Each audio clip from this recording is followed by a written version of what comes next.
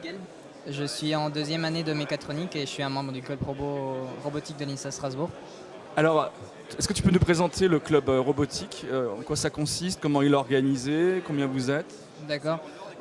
Actuellement, on est environ une équipe de 10 personnes. Et je vais peut-être commencer par vous présenter le premier des nouveaux rentrants. C'est un petit robot suiveur de ligne. Ce projet, justement, il a été fait pour faire découvrir aux nouveaux rentrants la robotique, leur permettre d'acquérir certaines compétences au niveau mécanique, électronique et aussi dans la programmation. Donc c'est pluridisciplinaire, comme on dit.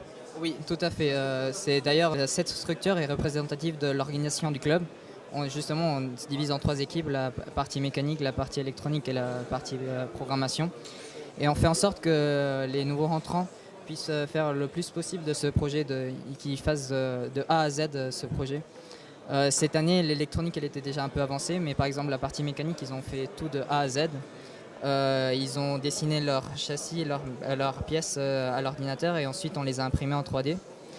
Et les schémas électriques, ils étaient déjà faits, mais ils ont dû solder tous les composants. Et ensuite, ils ont dû programmer leur robot pour qu'il fonctionne.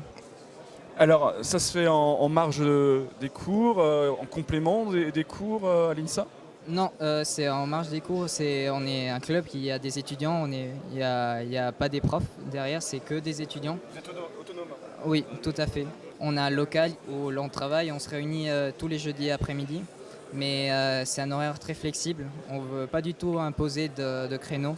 C'est vraiment la motivation de l'élève qui va faire venir au club. J'avais la formule ingénierie plaisir. Est-ce que ça correspond à ça?